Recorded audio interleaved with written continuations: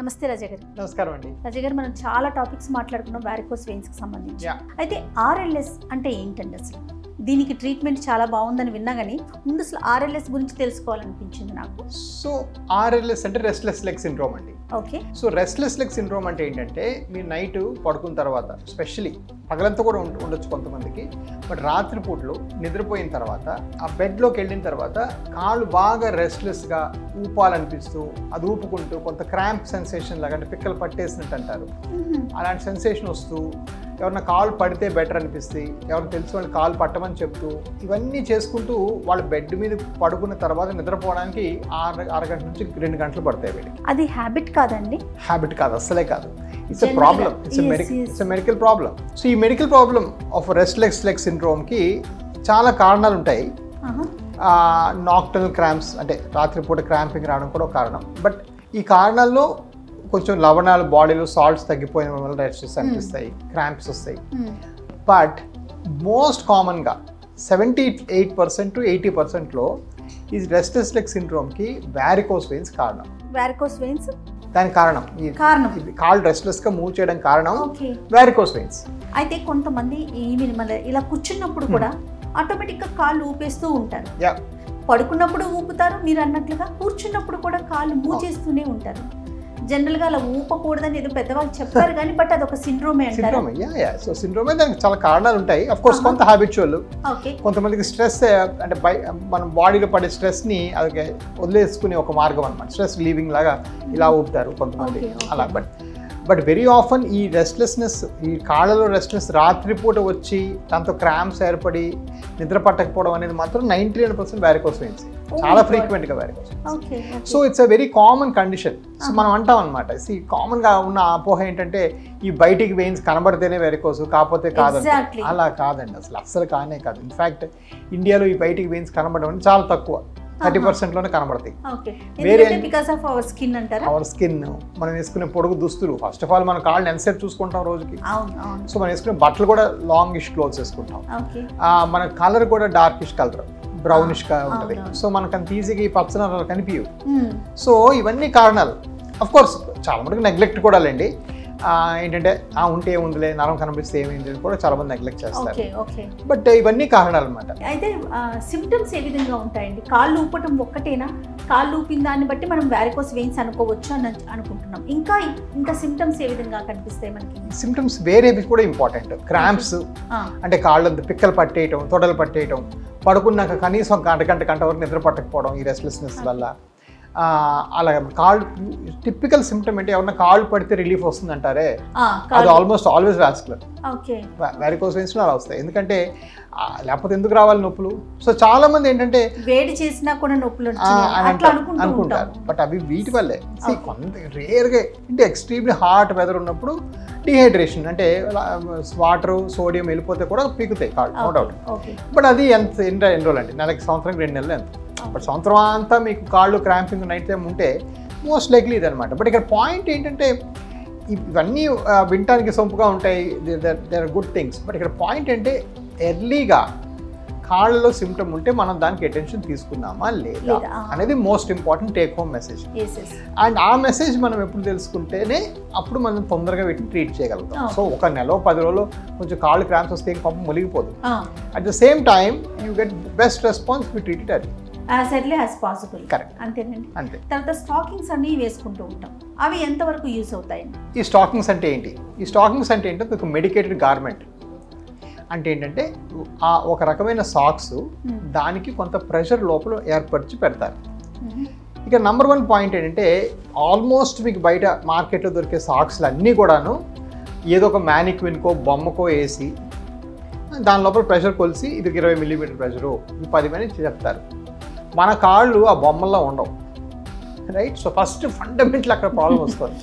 Unless ఈ stockings మీకు tailor చేసి ఒక టైలర్ మీకు కుడితే తప్ప 90% మందికి మీ కరెక్ట్ సైజ్ స్టాకింగ్ దొరకదు. ఫస్ట్ పాయింట్ ఇది, సింపుల్ స్పీకింగ్. సో ఇప్పుడు ఫర్ ఎగ్జాంపుల్ యూఎస్లో మీకు స్టాకింగ్ కావాలంటే మీరు వెబ్సైట్లోకి వెళ్ళి 3 దగ్గరలు మీ కాలు కొలత ఇవ్వాలి. ఇచ్చినాక వాడు ప్రాసెస్లో పెట్టి కొలిచిస్తాడు. ఇక్కడ ఇండియాలో అంటే అమ్మేస్తూ ఉంటాం సాక్స్లు, ఇది వేసుకో అవి వేసుకో, కొంతమంది ఏమో మా ఆయన సాక్స్లు ఆవిడ వేసేసుకోవడం అలా. సో ఫస్ట్ ఆఫ్ ఆల్ ఈ స్టాకింగ్స్లో మీద ఉండే అపోహలు నేను ఇంకెక్కడా చూడలేదు. సో ఈ స్టాకింగ్స్ అంటే ఏంటంటే ఆలోచన ఏంటంటే బ్లడ్ కింద నుంచి పైనుంచి కిందకి తమన్లు తీసుకొని వస్తాయి. కింద నుంచి పైకి వెళ్ళేటప్పుడు ఈ సిరల్లో కొంచెం వాల్వ్ చెడిపోవడం వల్ల కాళ్ళు ఉండిపోయింది. అప్పుడు ఏం చేస్తాయి, సాక్స్ తీసుకుంటే నొక్కి పెడితే కొంచెం బ్లడ్ పైకి వెళ్తుంది.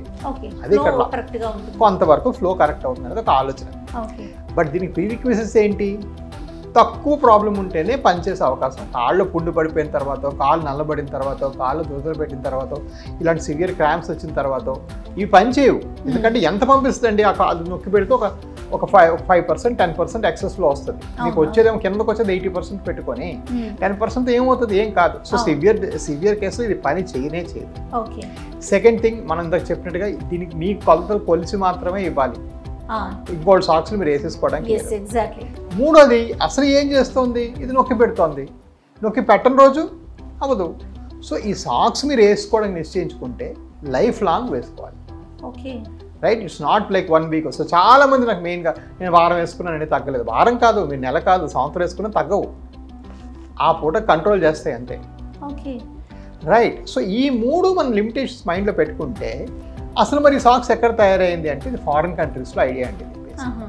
ఈ వేడి దేశాల్లో బయట 42 డిగ్రీలు టెంపరేచర్ పెట్టుకొని ఎలాస్టిక్ సాక్స్ వేసుకోవడమే ఒక గగనం, చాలా కష్టం. దాని పైపెచ్చు ఈ రాంగ్ టెక్నిక్స్, లేకపోతే సగం కంటెస్ట్ తీసేయడం, మధ్యాహ్నం పడుకున్నామని తీసేసి వదిలేస్తారు. మరి అవ్వదు, మరి ఇంకా పని చేయదు. ఫ్యామిలీలో ఒకరు తీసుకుంటే దాన్ని అందరూ వాడేస్తారు. ఇంకా కొంతమంది డాక్టర్లు ఏంటి, ఆ పేషెంట్ ఏదో నాకు వీలు పడదో లేకపోతే వేసుకోలేదు అని చెప్తే అవునా అలాగా అని చెప్పేసి ఎర్రగుడ్డ ఏదో ఇచ్చేస్తారు. అదో తుంటిగుడ్లా ఉంటుంది, లేకపోతే కొంత క్రేప్ బ్యాండేజ్లు ఉంటాయి, అవి అసలు ఇంకా యూజ్లెస్. కంప్లీట్ క్రేప్ బ్యాండేజ్ అసలు వెరికోస్ కట్టడం అనేది కంప్లీట్లీ యూజ్లెస్. సో ఇవన్నీ మనం మైండ్లో పెట్టుకొని డిసైడ్ చేయాలి. సో ఇప్పుడు మా వ్యవస్థలు అనుకోండి, నేను అడిగి సరే మీకు వెయిన్స్ వచ్చాయి, ఎర్లియా లేట్ అది వేరే డిస్కషన్. సెకండ్ థింగ్ మనం ఆల్సో పరిగణన తీసుకోవాల్సింది, మీరు ఏం వృత్తి చేస్తారు. ఒక 75 years రిటైర్డ్ స్కూల్ టీచరు, ఎక్కువ రోజులు నిలబడటం వల్ల వారికి వెరికోస్ వచ్చినాయి. ఇప్పుడు వారికి అంత పెద్ద పని లేదు, సాక్స్ ఇచ్చి ఎక్కువసేపు రెస్ట్ తీసుకోండి అని చెప్పొచ్చు. Nothing wrong. 35 years marketing executive, okay, veins కనబడుతున్నాయి, బట్ ఆయన పొద్దున్న లేస్తే ఒక 15 షాపులకి వెళ్ళాలి, లేదా 15 దగ్గరికి మనం క్లయింట్స్ కలవాలి, లేదంటే డాక్టర్ని కలవాలి, మెడికల్ రెప్ అనుకోండి. It will not work, no chance. అతనికి సాక్స్ ఇవ్వడం అంత పనికిన పని ఇంకోట్లేదు. సో ఇందులో 4th న్యూయాన్స్ ఏంటంటే అసలు వాళ్ళ వృత్తి, వాళ్ళ లైఫ్ స్టైల్, వాళ్ళు ఏం ఆశిస్తున్నారు వాళ్ళ లైఫ్లోంచి, అది కూడా పరిగణలోకి తీసుకొని మనం అడ్వైస్ చేయాలి. సో అవన్నీ ఏంటంటే చాలాసార్లు డాక్టర్ గారు మీరు మాకు సాక్స్, మరి మేము ఆపరేషన్ కొన్నాడు 6 నెలలు ఆగుదాం అనుకుంటున్నాము, సాక్స్ ఇవ్వరా అంటే తీసుకోండి, దానిదేం లేదు, కానీ దాంతో తగ్గదు. సో మనం ఏంటంటే చేంజ్ చేయాలి ఒకటి. రెండోది, మీకు అవసరమైన నేనే చెప్పాలి, కానీ ఏవో నేను మీకు నచ్చింది చెప్తే కరెక్ట్ కాదు. అంటే ఈజీ ప్రాసెస్ అనేసి బహుశా అటువైపుకి వెళ్తారేమో పేషెంట్స్, అటు ఆలోచిస్తారు ఒకటి. రెండోది ఏంటంటే కొన్ని కారణాల వల్ల వాళ్ళకి కొంచెం భయం అనమాట. అమ్మో ఆపరేషన్ చెప్పారు, కొన్నాళ్ళు ఆగుదాంలే, చూద్దాంలే, చేద్దాంలే, పిల్లలు ఊర్లో లేరు, యాక్చువల్లీ చాలా చిన్న ఆపరేషన్, అరగంటలు అయిపోతుంది. కొంతవరకు ఆలోచన వల్ల కూడా అది పుష్ అవుట్ చేయడానికి మరి టెంపరీగా తాత్కాలికంగా ఏం చేద్దాం అని చేస్తారు. But almost all the time useless అండి సాక్స్. వన్స్ ఒకసారి సర్జరీ అయిపోయిన తర్వాత ఇంకా కంప్లీట్గా రాదు అనేది మనం బయట వింటూ ఉంటాం. మీరేం చెప్తారు రాజా గారు? అలా చెప్తే అది అతిశయోక్తి అని చెప్తారు. ఎవరైనా కూడా ఏ మెడికల్ ప్రాసెస్ని కూడా పట్టుకొని ఇది 100% మళ్ళీ రాదు అని చెప్పారు అంటే వాళ్ళు మెడిసిన్ చదవలేదు, లేదా వాళ్ళు డెలిబరేట్గా పబ్లిక్ని మిస్లీడ్ అండ్ ఫ్రాడ్ చేస్తున్నారు. ఓకే, అది మోర్ కామన్ అని అడిగితే ఈ దేశంలో. ఎందువల్ల అంటే నెంబర్ 1 బాడీ. మనం ఎప్పుడు కూడా ఏమనుకుంటాము, ఈ డాక్టర్ హస్తవాస బాగుంది, ఈ డాక్టర్ చెయ్యి వేస్తే తగ్గిపోతుంది. కరెక్ట్.